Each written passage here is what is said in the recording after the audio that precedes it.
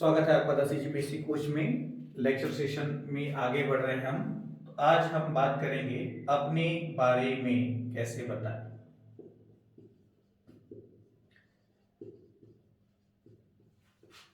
क्या होता है जब इंटरव्यू लिया जाता है तो इंटरव्यूअर जो है वो कोई क्वेश्चंस वगैरह लिख करके डिसाइड करके नहीं आता। कोई भी व्यक्ति आपका इंटरव्यू लेने के लिए वो क्वेश्चंस की लिस्ट लेकर नहीं आता।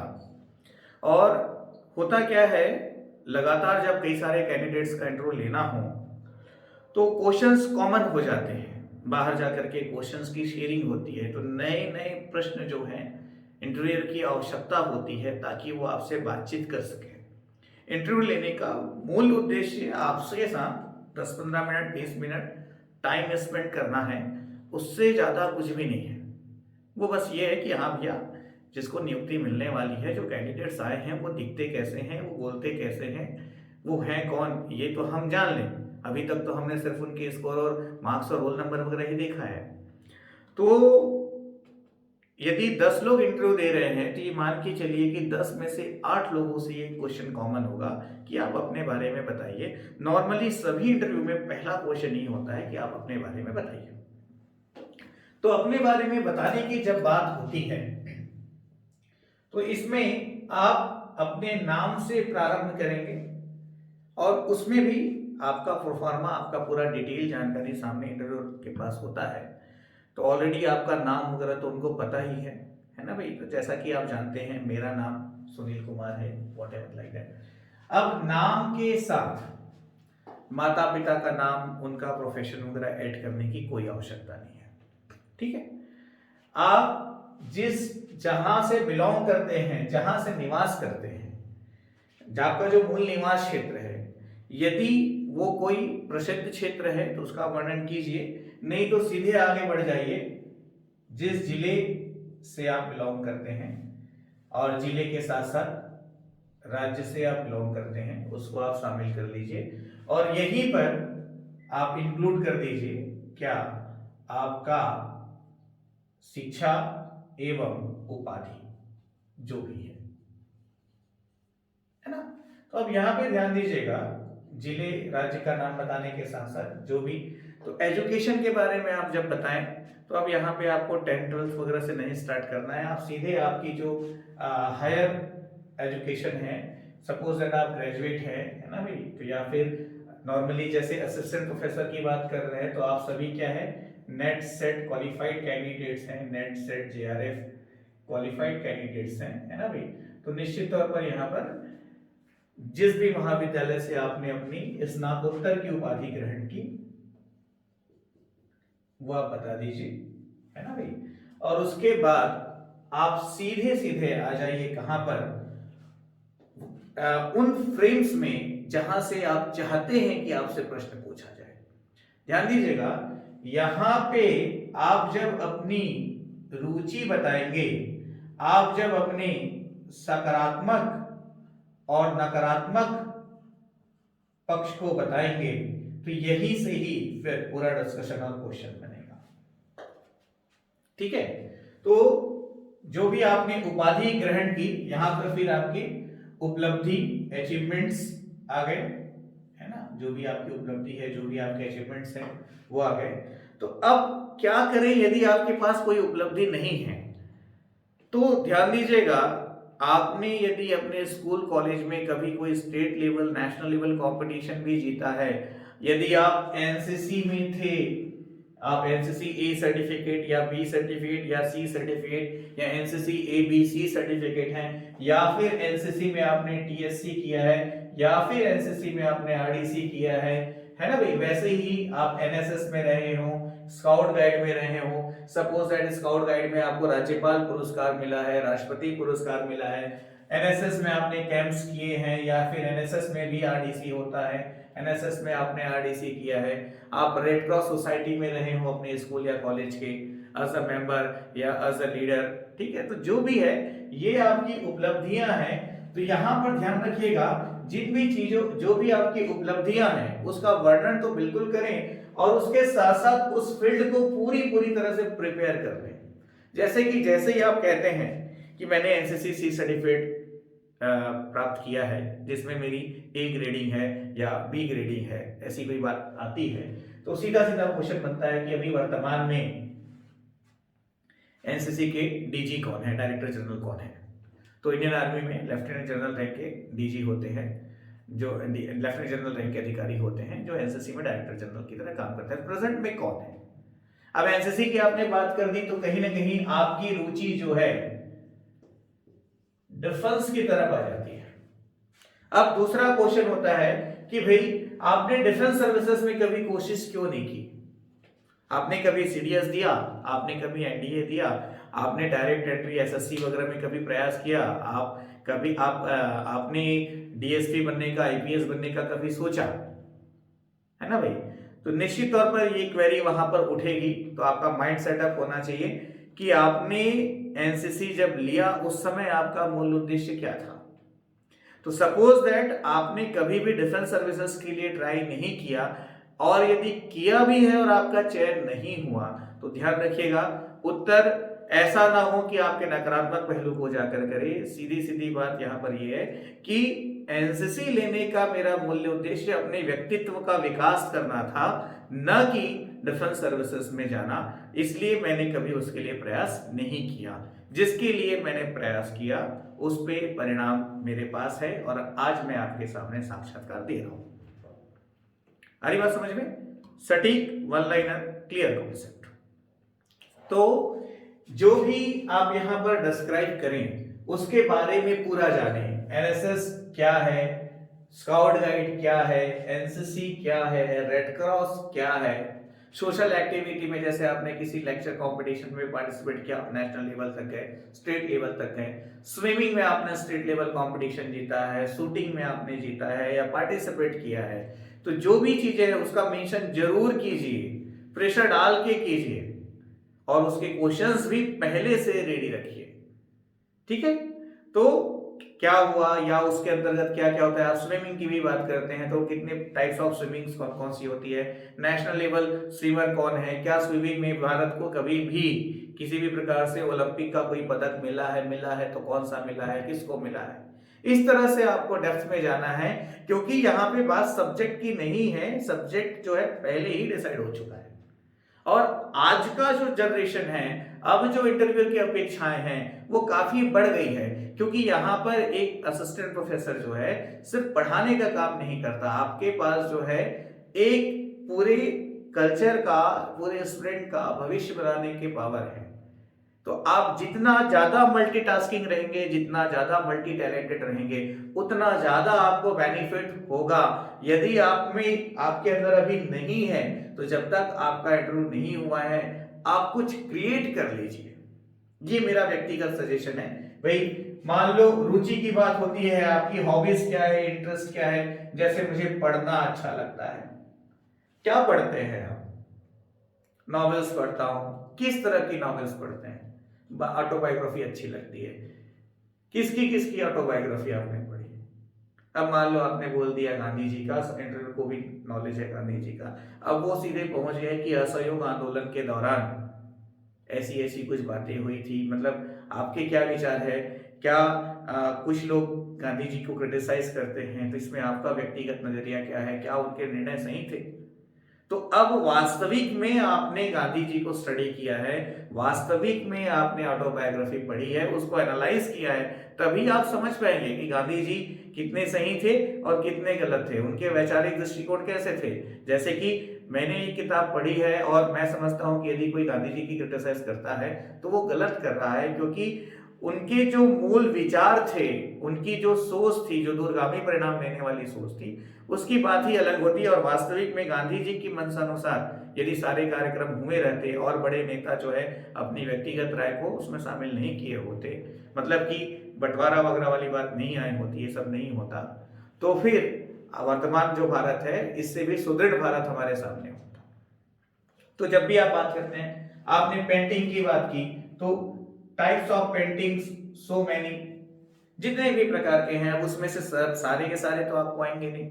तो जिस भी हॉबी को, जिस भी रुचि को आप सामने लाएं, सोच समझकर सामने लाएं और उसका पूरा बैकग्राउंड स्टडी करके आए, और मैं तो कहूंगा कि जरूर सामने लेकर के आए, ताकि इंटरव्यूअर यहीं पर आपसे उलझ जाए और यहीं पर आपसे 8-10 क्वेश्चंस पूछ डाले लगातार, तो क्या होगा, सब्जेक्ट के वेटेज कम हो जाएंगे। जैसे कि एडवेंचर प्रोग्राम्स में पार्टिसिपेट करना मुझे अच्छा लगता है, ठीक है, तो कौन कौन से एडवेंचर प्रोग्राम्स में आपने पार्टिसिपेट किया है, कभी किया है, नाम बताइए, क्योंकि पार्टिसिपेट करना अच्छा लगता है मतलब आपने किया है, ठीक है। क्या आपने इसमें, आप वहां पर जैसे ही आपके डिटेल्स आते हैं तो आप और आगे बढ़ जाइए कि हाँ भाई, दार्जिलिंग माउंटेनिंग इंस्टीट्यूट से मैंने बेसिक माउंटेनिंग कोर्स कंप्लीट किया हुआ है, ठीक है भाई। उसके बाद मैंने यहाँ एज अ कैंप लीडर काम किया, एज अ असिस्टेंट डायरेक्टर काम किया, and what ever means discussions पे डिस्कशन। तो यहाँ पे इंटरव्यू जो है एक इंटरव्यू न रह करके क्या हो जाता है, एक म्यूचुअल डिस्कशन हो जाता है, सामने वाला स्वयं आपसे जानकारी एकत्रित करने की कोशिश करने लगता है, और वहां पे फिर परिस्थितियां बहुत सामान्य हो जाती हैं। तो अपने बारे में जब आप बताते हैं तो आपके हाथ में है कि इस पूरे साक्षात्कार की दिशा आप किस तरफ ले जाते हैं, ठीक है। और एक बार इस डायरेक्शन में चले गए तो इस डायरेक्शन को क्रॉस करके दूसरे डायरेक्शन में लेके जाने के लिए सब कुछ पूरा रोकना पड़ता है, फिर सीधे सीधे लीक से हट करके दूसरे पार्ट से क्वेश्चन पूछा जाता है। तो बिल्कुल यहाँ पे क्या होगा, माइंड सेटअप चेंज होगा, और अचानक से जो है आपके थॉट्स जो हैं वो लेफ्ट राइट होंगे। आपको एकाएक लगेगा कि भाई ये कहाँ हम आ गए, अभी आप कुछ किसी और तथ्य के बारे में सोच रहे थे। तो यहाँ पर आपको इस चीज का ख्याल रखना है कि जब आप आंसर करेंगे, जब आप बताएंगे, कंटेंट रेडी रखेंगे, तो बिल्कुल वहां पे मूड स्विंग नहीं होना चाहिए।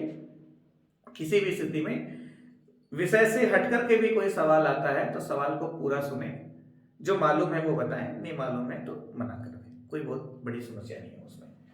अब यहाँ पर बात होती है सकारात्मक और नकारात्मक पहलू की। ये भी एक सामान्य क्वेश्चन है कि आप अपने 3 सकारात्मक पहलू, पॉजिटिव पॉइंट्स और 3 नेगेटिव पॉइंट्स को बताइए, ऐसा करके पूछा जाता है। तो यहाँ पर आपको आंसर जो है ब्रीफ में रेडी रखना है, और कॉन्ट्राडिक्शन नहीं होनी चाहिए आपस में, है ना भाई। जैसे कि बहुत सामान्य सा मैं उदाहरण दूं कि अत्यधिक समर्पण के साथ कार्य करना मेरा सकारात्मक पहलू है ना, यही मेरा नकारात्मक पहलू भी है, क्योंकि काम में ज्यादा समय, ज्यादा समर्पण की वजह से मैं अन्य दूसरे उत्तरदायित्व से कभी कभी चूक जाता हूं, जैसे कि परिवार को समय देना। आपने नकारात्मक कहा, पर यह वास्तविक में नकारात्मक पहलू नहीं है, ठीक है। तो इस तरह से भी आंसर होते हैं। काम के प्रति आपका समर्पण आपके सकारात्मक पहलू, आपकी रिस्पॉन्सिबिलिटीज को दर्शाता है, जिसकी वजह से आप तय समय से पहले अपने कार्य को पूर्ण कर देते हैं। ये भी एक बात होती है। तो इस तरह से अपने बारे में जब बताने की बात होती है तो बिल्कुल आप ब्रीफ में क्या करें, 8-10 लाइन में, एक पैराग्राफ में, 2 पैराग्राफ में बिल्कुल लिख कर उसकी प्रैक्टिस करें, और जो भी आपने लिखा है उसके हर लाइन पे आप जाएं और हर लाइन को स्टडी करते हुए जो जो वर्ड्स वहां पे आ रहे हैं उस वर्ड्स को डिस्क्राइब करते हुए पूरा का पूरा स्टडी कर लें। फिर क्या होगा, जब डिस्कशंस के मोड में चीजें जाएंगी तो सब कुछ आपके पक्ष में होगा, बहुत सामान्य महसूस होगा, आपको बहुत आसान लगने लगेगा। ठीक है, यहां पर देखिएगा, मैंने एक फॉर्मेट आप लोगों को दिया था जिसको फिल करके सेंड करना मुझे कहा था मैंने। आप में से कई लोगों ने सेंड किया है, कई लोगों ने सेंड नहीं किया है। अभी हम जो है आप सभी का इंटरव्यू मोड के माध्यम से सभी सब्जेक्ट एक्सपर्ट्स के थ्रू गाइडलाइन प्रोवाइड करते हुए आपको प्रैक्टिकल मॉक इंटरव्यू का एक्सपीरियंस कराएंगे। इसमें देखिएगा, जो इंटरव्यूज अगर आपके मॉक इंटरव्यू ऑर्गेनाइज होने हैं ये ऑनलाइन ऑफलाइन दोनों मोड पे होंगे, और क्या बोलना चाहिए, आपका इसमें जो आपने डिटेल भरा हुआ है उसको पूरा स्टडी किया जाएगा और उसके अकॉर्डिंग क्वेश्चंस रेडी करके आपसे क्वेश्चंस पूछे जाएंगे। तो अभी देखिएगा, आप हमने जो व्हाट्सएप ग्रुप बनाया हुआ है उसमें एक पीडीएफ हम दोबारा भेजेंगे जो सीजीपीएससी का फॉर्मेट है, आपके बारे में जानने के लिए अबाउट यू वाला जो है, तो वो फॉर्मेट हम दोबारा भेजेंगे। आपको क्या करना है, उसको प्रिंट आउट करा के दोबारा फिल करके आपको हमको सेंड करना है और उसके बेसिस पे आपसे सारी क्वेरीज कराई जाएंगी। तो इस चीज का आपको ख्याल रखना है। एक बात और, मॉक इंटरव्यू का जो है, एक मॉक इंटरव्यू का जो सेशन है वो सारे कैंडिडेट के लिए फ्री है। यदि आपने मॉक इंटरव्यू सेशन नहीं भी ज्वाइन किया है ना, तो भी वन मॉक इंटरव्यू जो है आप सभी के लिए फ्री है विद सब्जेक्ट एक्सपर्ट। तो इसलिए इस डिटेल को आप अपना सब्जेक्ट मेंशन करते हुए जरूर रिप्लाई करें। 5 फरवरी से मॉक इंटरव्यू का सेशन हम स्टार्ट करेंगे। 5 फरवरी से मॉक इंटरव्यू का सेशन हम स्टार्ट करेंगे।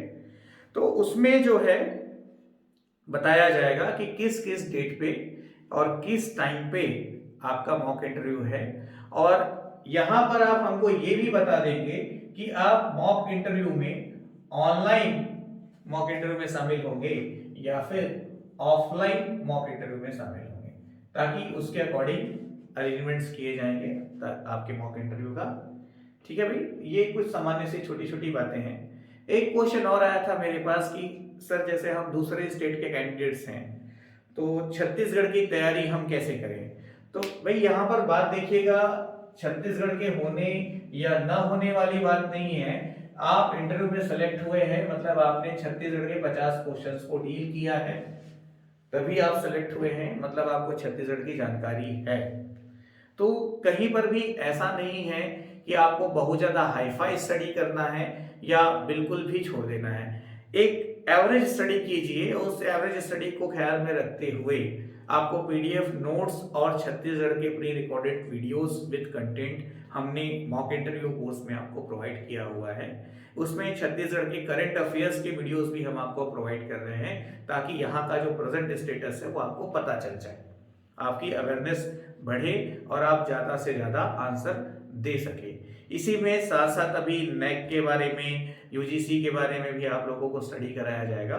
उसके साथ साथ जो एजुकेशन फील्ड से रिलेटेड जो योजनाएं हैं उसके बारे में भी आप लोगों को लेक्चर्स प्रोवाइड किए जाएंगे, ताकि जो एजुकेशन सिस्टम है उसको लेकर के आप थोड़ा सा डीप नॉलेज रख सके।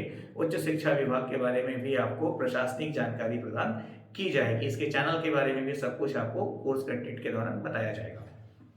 तो बिल्कुल प्रेशर लेने की जरूरत नहीं है, बहुत सामान्य बने रहें। ध्यान रखिएगा, यदि आपकी जगह मैं होता, मुझे इंटरव्यू देना होता तो समस्या वाली मेरे लिए कोई बात ही नहीं थी। बिल्कुल थोड़ा बहुत स्टडी किए, जो भी स्टडी करना है। स्टडी करने में उन चीज़ों को ज़्यादा ध्यान दें जो अभी तक नहीं पढ़ा था, छोड़ दिया था और वहाँ से प्रश्न पूछे जाने की संभावना बनती है, तो उन चीज़ों पे ज़्यादा ध्यान दें। सामान्य बने रहें। लोड लेने से, प्रेशर लेने से काम बिगड़ेगा। यहाँ पर सिर्फ आप कैसे प्रेजेंट होते हैं वो ज़्यादा मायने रखता है। आपको कितना डीप नॉलेज है इसको लेकर के आपसे कोई आर्गुमेंट या बहस नहीं होगी। 2-4 क्वेश्चंस वहाँ से जरूर हो सकते हैं, but it's that interview it's knowing about you, not about your knowledge. Interview जो है आपको जानने के लिए लिया जा रहा है, आपके ज्ञान के स्तर के परीक्षण के लिए इंटरव्यू नहीं लिया जा रहा है, ऐसा नहीं होता है। तो बिल्कुल सामान्य परिस्थिति में बने रहें। तो एक मॉक इंटरव्यू जो है सभी कैंडिडेट्स को फ्री है। तो उस मॉक इंटरव्यू सेशन को यदि आप अटेंड करना चाहें तो 4465 वाला जो नंबर है इसमें आपको व्हाट्सअप करना है। जो पीडीएफ फॉर्मेट आपको मिलेगा, प्रिंट आउट निकाल के उसको आपको फिल करके रिप्लाई करना है। सब्जेक्ट और ऑनलाइन ऑफलाइन मोड मेंशन करने के बाद फिर आपको 5 फरवरी से हमारा इंटरव्यू सेशन स्टार्ट होगा मॉक इंटरव्यू का। तो पूरा टाइम टेबल और शेड्यूल बना करके व्हाट्सएप ग्रुप में आपको सारी सूचनाएं प्रदान की जाएंगी। Wish you all the best. अगले सेशन में आप लोगों से मुलाकात